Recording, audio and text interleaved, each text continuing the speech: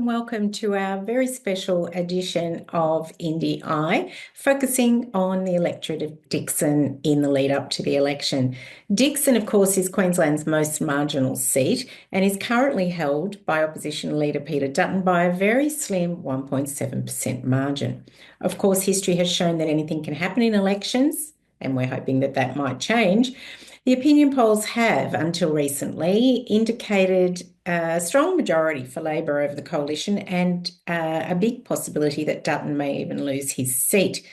But in the past few days, the pundits have unfortunately changed their tune and are predicting Peter Dutton will hang on once again.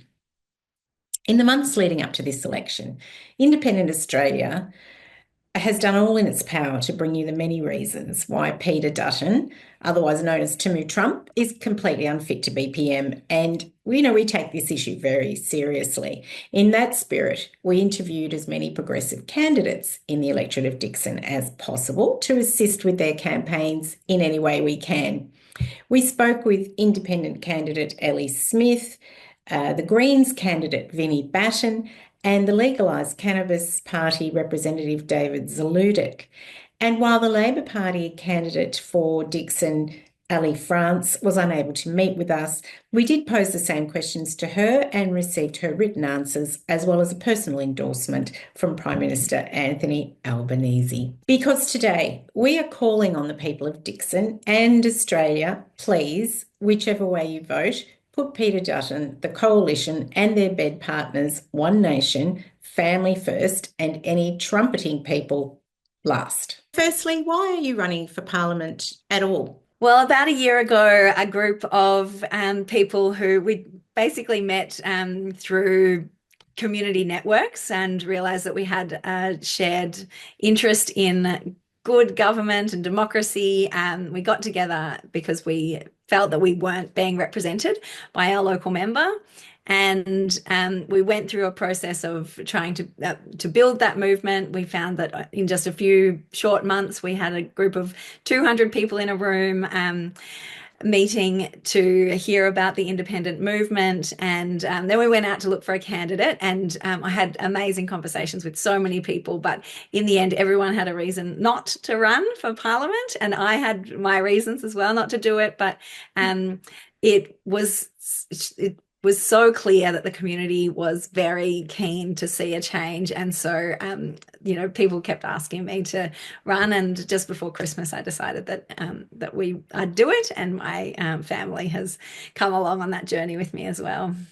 I've definitely got inspired about the power of politics growing up. I went through public health care with my disability, getting a lot of leg lengthenings when I was growing up, and I guess saw the power of universal healthcare and the need to protect and fight for that. As well, going through university where I studied environmental science, kind of, learning that a lot of the levers we can pull to act on the climate crisis and environmental conservation are in the hands of government. A lot of the science is already there. So I think, seeing the lack of action by the current government and, governments previous, Yes. There's a huge void there for people to put their hand up who are willing to follow the evidence basis and willing to, fight for a future that protects our natural environment and climate. Yeah, well, I guess it's a bit personal that I am a medicinal cannabis user, and I'm a family man and I'm an upstanding citizen, I believe, in the majority of my life. And I was going through some depression, and I used medical cannabis to heal myself, which I was very pleased about. But what concerned me was when I started looking into the driving laws, particularly, where basically there's a zero tolerance on the road for cannabis in your system. And unfortunately, cannabis does remain in your system well after the effects of the medicine have gone away, which is normally 4 to 6 hours. The penalties for being RDT'd are quite steep. You can get a criminal record, you can lose your car insurance, you can lose your license, to have your license suspended, and then all the flow-on effects from that could be the loss of your job or loss of custody of your children. I went to my local police in my area at the time, wrote them some letters, and they basically told me that their party policy was not to make any changes to the laws, and I felt that wasn't acceptable because they're a public servant. If I'm in their area, they're supposed to represent my interests, and that wasn't the case. So I thought, well, if you're not going to stand up for me, I'll stand up for myself and align myself with a party that wants to make positive change, particularly with cannabis reform. I'm a Dickson local living in Arana Hills with my son.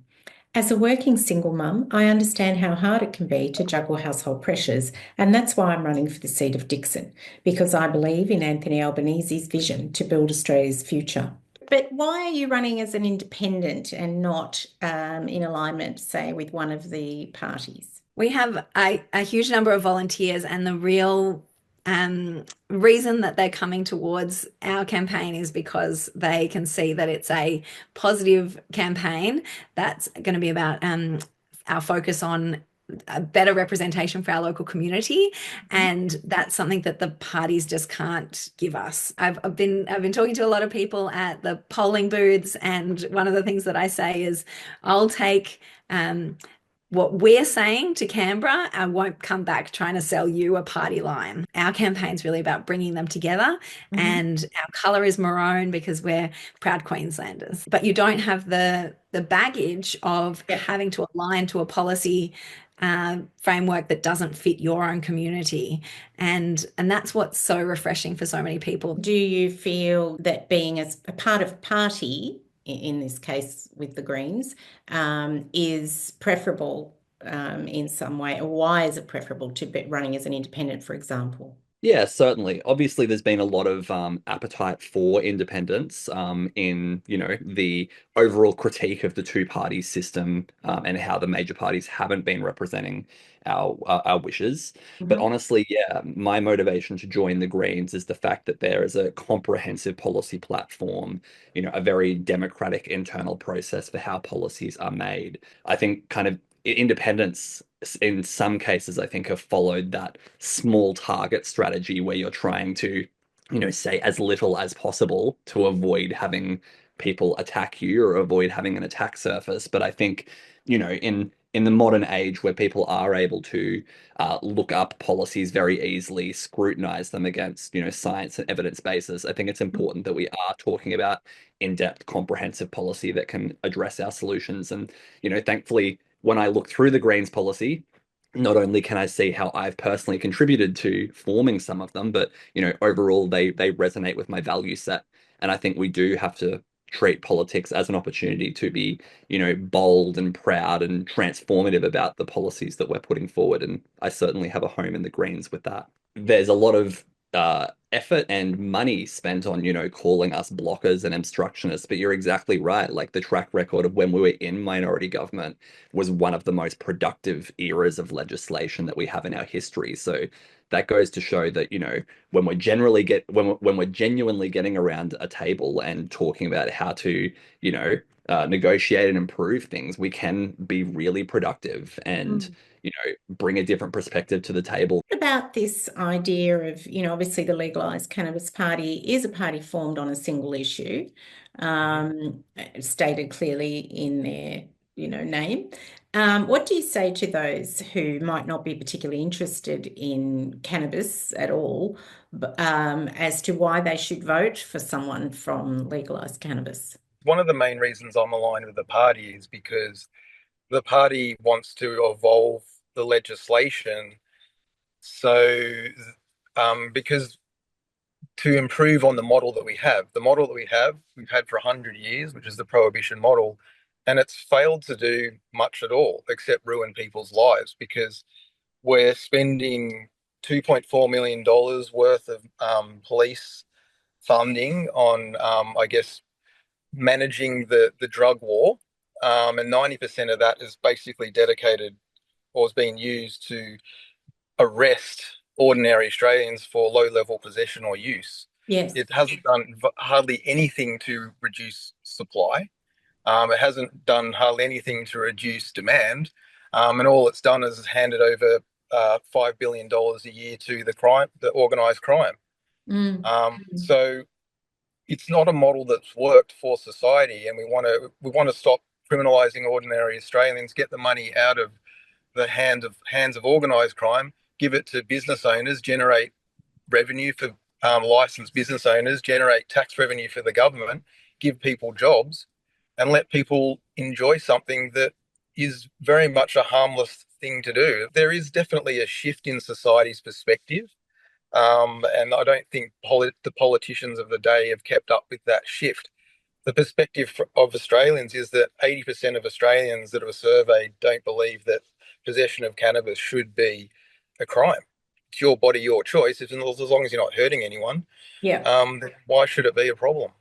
Whether it's through tax cuts for every person, cheaper electricity, more investment in Medicare and women's health, including 2 new Medicare mental health clinics in Dickson, or building the house we need, I know families across Dickson can't risk Peter Dutton and his cuts. What are the key election issues for Dickson in particular, as you see them, but also more broadly? Cost of living is a big issue in Dickson, and Dickson's a bit of a microcosm of Australia. So we have richer areas and poorer areas. We've got a train line that runs through a part of the electorate, but a lot of the electorate is completely underserved by public transport.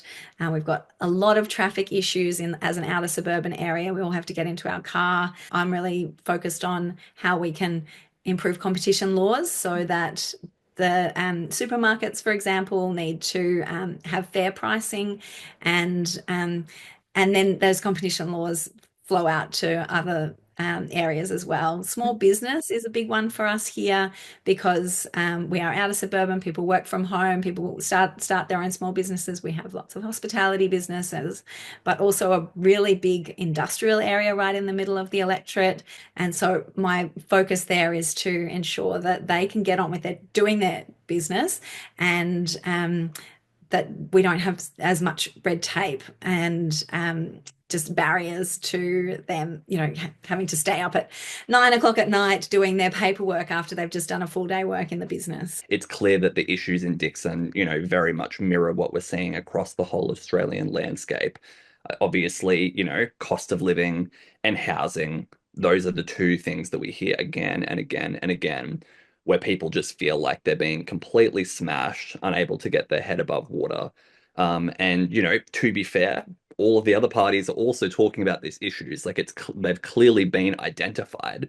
It's just what policy levers we have available to us to actually tackle them. The major things we've been talking about that have really been resonating with is bringing dental and mental health into Medicare.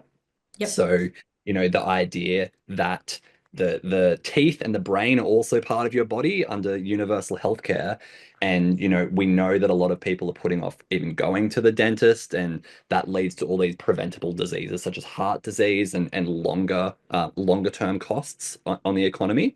We've been talking about our plans to kind of restructure the housing system, particularly around phasing out negative gearing and capital gains tax for people who own more than one investment property. Yeah. So we know that can raise $176 billion over 10 years that otherwise would have been government handouts essentially to wealthy property developers that we could invest in all of our other needed essential services. And of course, we've been talking about making supermarket price gouging illegal to be able to, take it to the essentially Coles and Woolies duopoly, who I think have, been posting record profits during this cost of living crisis, and, making it making as we feel like we're getting crushed. Every time you go in, it feels like your receipt for your shopping just goes up even more. And I'd say one of our last flagship policies would be wiping all student debt and bringing back free university, and TAFE, of course, to further stimulate people, getting into tertiary education, pursuing a trade, having this idea that, education all the way from early childhood through to tertiary should be something that we're actually investing in as a nation. So we're going in as the only party who's committed to stopping any new coal and gas developments. That if we enter into a minority government, that's one of our key negotiations that we'll be putting on the table. The spillover effect of making sensible reform benefits all of society. For example, if we're not wasting $2.4 million on arresting people that aren't doing anything wrong, we can divert that money to more serious issues. Mm-hmm. And if we make a change to the law regarding cannabis, we can free up and create a thriving hemp industry in Australia. So we're able to generate jobs, build the economy, and then we can also, by legalising it and allowing people to home grow, they can reduce their cost of living. Cost of living is a big issue right now, and people using medicine, cannabis medicine, they can benefit from growing their own and not having to spend that money. They can spend it elsewhere. So I feel like although we're a one policy party, if we were elected, we would be guided with how we kind of deal with other issues with our values of the party. So I'll just rattle off a couple of our values: civil liberties, privacy, human rights, compassion, personal freedoms, anti-discrimination and tolerance. So I guess, when it comes to other issues, that's what would be the guiding principles behind our decision making, and also the environment as well. Yeah. I feel that it is really important for us to look beyond perhaps even our own generation, but to look for the generations that are going to come after us, our children, our children's children. What type of planet are they going to inherit? And I really feel it's important that we look at sustainable options which are respectful of the environment and is going to make sure that that the environment that's inherited in terms of clean air, clean land, clean water is going to be there for our children. And I think, a lot of people seem to be passionate about that as well. I have experienced firsthand the importance of Medicare, the NDIS, and disability support. After I lost my leg in an accident in 2011, I navigated the NDIS and have dedicated my life to being an advocate for people with a disability. Devastatingly, my son Henry died of leukemia last year after a long and tough battle. Like many Australians, we have relied heavily on Medicare and no investment in healthcare, cheaper medicines, and ensuring access to GPs and specialists is incredibly important. And so Peter Dutton has actually stated that, a large part of his policy platform is based around the introduction of nuclear power plants. And he has in fact stated that he would be happy to see a nuclear reactor placed in Dickson. What are your thoughts on that? Well, I don't know that would support small business. We've got quite a few solar installers, and one of the biggest ones in Queensland here in Dickson, based here. We can see people are voting with their wallets on this issue. We've got 64% of households in Dickson who have solar on their rooftops, and they're selling it to the grid, unfortunately, quite cheap in the middle of the day, and then having to buy power back at night and at a more expensive rate. So my focus is really, how can we have energy bill relief immediately by supporting people to get those batteries, supporting people who don't already have it to have solar, and then for everyone else to have those energy bill rebates so that they can bring down their cost of living immediately. Nuclear is a bit of a pipe dream, and the idea that we would have a nuclear reactor here in Dickson is fanciful. He's never asked us. He's never come to this community and said, would you have a nuclear reactor here? And I think that's the problem with the major parties. They say things like this and they don't listen and they don't communicate with our local community. We need to make it not happen by voting that way. And I'm opposed to the idea on many grounds. I'm not ideologically opposed. It's just simply that it's not going to bring down power bills immediately. It's a massive government spend, and we don't have the labour, the people to actually build an industry from the ground up. My background is working with farmers in regional Queensland on exactly these issues, and there is evidence that we don't need to build new coal-fired power stations. We don't need to open up big new basins of coal mining. And the main priority for our local community is to have that climate resilience, like practical stuff, because we have a lot of creeks and potential for flooding, and we need to support our Rural Fire Brigade and those organisations that really are the fabric of our society when it comes to crises, and then do our bit, which is get as much solar on our rooftops as we can. Does not stack up economically. I think, some safety concerns are valid. I would say some are not. But the reality is the community has no appetite for the development of this being near them. So that's a huge bridge to cross to even get to that point anyway. And meanwhile, several, multitudes of reputable economists have been talking about how it just does not financially stack up. It would require huge amounts of public subsidies to be able to prop it up.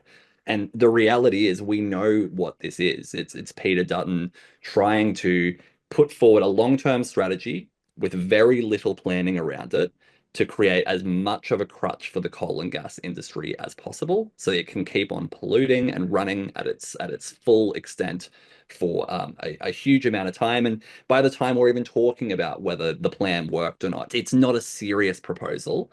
And I think that is just, sums up their entire policy platform, honestly. Incredibly light on details. If they're getting any economic analysis on it, it's by some economic firm that they have connections to, and it can be easily disproven. So I think it's a distraction against where we really need to be heading, which is a renewable future where the free market is going in itself, and we can further subsidize it to push along that road. All of the conversations I've had are basically laughing it off as just a ridiculous sentiment, and I really don't see any need for nuclear in our energy makeup. So with nuclear energy, or even some of the, I guess, I'm not sure what you would call them exactly, but the renewable, so we're using wind and solar and things like that versus petroleum. I personally, this is probably departing off what the party line, but me personally, I feel that it's a false dichotomy. Yeah. The public's being told that we need to choose between petrol, which we know, that's kind of damaging to the environment, but also these newer renewable options, including nuclear, either cause a lot of pollution or they're inefficient. If you look at the full cycle of, say, for example, solar panels or wind farms, the end result, there's a lot of waste material that's generated through manufacturing, the production process, or at the end of it. So I don't feel that either of these kind of options on the spectrum are going to work for humanity. Peter Dutton has already said he wants to live in Sydney and leave behind a nuclear plant in our backyard in Dickson. When I'm out and about speaking to people, they can't believe a person who's been representing them for so long has such blatant disregard for our community. Nuclear energy is the most expensive form of energy, and I know that it is not the future for our community or our country. What do you think your chances are of being elected? Well, it's very hard to tell. People hold their cards close to their chest, but we are getting a lot of support from the community. The signs have gone up everywhere. The volunteers have come out in droves. It's very much, we've got the momentum on our side. And now as we've gone into pre-poll, there's been a lot of people giving us the quiet thumbs up, and sometimes the more outright, no, I don't want that one, I'll have that one. So it definitely buoys everybody's spirits when we have that kind of thing, but we won't know until election night. And I think it will come down to preferences, because we've got such a large spread of candidates. I think the main thing that we've really been talking about is the importance of keeping Senator Larissa Waters in the Senate, which of course is a big Queensland-wide vote. We know that, she's going to have to work to keep her seat, but she definitely deserves it. She's been in since 2010 and has been an incredibly strong advocate for, all the things that we've been talking about. And I think, even people who don't vote Greens one in the lower house, I think have that respect for Larissa's credibility. So we know, across the board, that we have our role to play in the lower house. The beauty of preferential voting is we can go out there and we can talk about our policy position and ask for people's support of our policies, knowing that it won't lead to electing their less preferred candidate at the end of the road. So in a lot of areas it is a kind of long-term uphill battle to really grow support? Honestly speaking, I'm a realist, so I'm not here to try and win the seat of Dickson. I think I'd be a bit naive to think that that was possible. But what I am here to do is to just um, be a voice for people that are concerned about the current cannabis laws and regulations, and raising the profile of this issue to who is in government, that this is something that Australians are seriously concerned about. Yeah. I would like to just say that 70,000 Australians every year are arrested for cannabis possession or use, and that can be so crippling to people's lives. It's not, I get a lot of people at the polls that kind of think it's a bit of a laughing matter, like free cannabis, like, oh, you just want to get stoned. But it's actually way more than that. Why I'm here, it's because I'm very concerned that people's lives are being ruined by laws which are, in my opinion, I believe that the laws are the crime. They're an injustice to the people of Australia. So that's why I'm trying to be a voice in the political arena to say this is a serious issue. It's seriously impacting people, and we need to make some positive change. Dickson is always a really closely fought contest, and I'm working hard every day to win every vote that I can. Let's say that you manage to out Peter Dutton in Dickson, and you win the seat of Dickson. However, we still have a coalition government, which is a possibility, and we wouldn't know who the leader is at this point. Do you think you could work with the coalition as part of the crossbench? I think any good independent is working for their community, and they're focused on the issues that are best for the community, and you can't make enemies in politics. So being able to work constructively with either side of Parliament, even, if I were to guarantee supply and ensure that we have a stable government with one side, you could always work with both sides to get things done, because you want a contest of ideas. So I wouldn't close any doors. I'd be open to talking to and really collaborating with both sides of politics. So we have ruled out doing any minority government deals with the LNP. We think that their policy platform and ideological position is, very incompatible in many ways with what we're putting out there. And I think they would agree with that in the way that they, baselessly attack us. When we're talking about the two major parties, we've been very clear that we think the Labor Party is, the better of the two, but, with some quite large criticisms of how they handle things. And going into a minority government, we've ruled out working with the LNP. If they were in a majority government and it wasn't a minority government solution, of course, we would play that role of seeking to build connections and relationships and try and strengthen their policy. And, that's what we want to be known for. We want to be known to go in there and try and genuinely improve policy. What are your thoughts on, I believe there's a social media campaign going around called Get the Dick Out of Dickson. Do you have any thoughts on that? Well, everybody has their own tactics and ways of going about these things. And, there is feels like there's a mood for change in the electorate. So that's maybe an indication of that. Yeah, look, I don't think there is a need for that sort of language. I think particularly entering in, our kind of formal political debates and conversations. I don't endorse or disavow anything like that. People can discuss politics in whatever ways are accessible for them. Maybe that's how they prefer to talk about it. But yeah, I don't think we need to go to that level when we're talking about it on a party level. What about the election overall? Do you feel that it's likely to be a returned Labor government, or possibly a hung parliament, or could it still swing in Liberals' favour?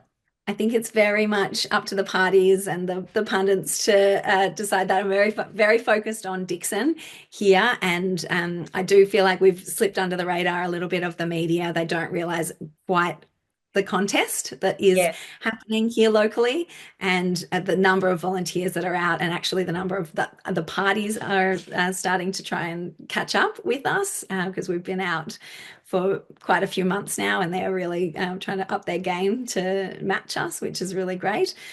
So it's the way that the Parliament ends up on May 3rd will be very interesting, and whether I'm in a crossbench situation where I'm in a hung Parliament or not, I think the power of independents is that they can speak out. They're not on the backbench having to try and advocate internally for policies for their community. You can speak out, you can actually be a voice for your community, and that's the position that I'd really like to be in. We know that this election, we can't keep voting for the same two parties and expecting real change. You know, we have a situation where 1 in 3 big corporations pays no tax. We have over 150 billionaires in Australia now. How did that happen? And we don't think that they're being taxed appropriately either. You know, the gap between the very, very wealthy and everyone else continues to grow. And, you know, we're all probably closer to homelessness than we are to becoming a billionaire. So we have to keep that in mind. So with a minority government projected, the Greens will commit to keeping Peter Dutton and the LNP out and getting Labor to act with a conscience. So if you want that change, you have to vote for it. I stand with Prime Minister Anthony Albanese in saying we are campaigning to win. Only an Albanese Labor government will deliver for Dickson and the rest of the country, and I would be honoured to be elected to Parliament. Do you have a mantra that you live by? Our campaign mantra is stay positive, and it's been a little bit challenging over the last week with so much argy-bargy on the polls, but because we keep that close to our chest and always think about it, then we're always the ones that are smiling at any of the volunteers, and then that rubs off onto the voters as well. So we stay positive. There's this really good word. It's CHO, cho. It's an uplifting word. But the interesting thing is no one knows its origin. No one knows where it comes from. And everyone around the world that plays table tennis says it to celebrate or pump themselves up. Just cho, CHO. And I think it's great because no matter where you go in the world, you know, I've traveled around, I go to local table tennis clubs, and everyone says it. And even if you don't speak the same language, it's like this table tennis word that doesn't come from any country, doesn't come from any language. And I think there's something really beautiful about that. And it's short and sharp. It kind of releases energy. So after you win a really good point, or, you know, if you're hyping yourself up for the next point, then it's a really good word to say. So sometimes I just have to show internally. Do to others as you do to yourself, or treat others like you would treat yourself. And I feel that if you are a loving person and you love others, I think we'd all get along very well if we all kind of embodied that type of value, and that is something I try and do every day. And Prime Minister Anthony Albanese has said about Ellie France, Dickson is Queensland's most marginal seat. It's on 1.7%. If Ellie France gets the same swing in 2025 that she got in 2022, she will take her place in the House of Representatives, and I think she would be an amazing member of the House of Representatives. This is a courageous person. She's someone of great intellect. She's someone passionate about her local community, and we're taking Dickson seriously. That's why we campaigned there on day one.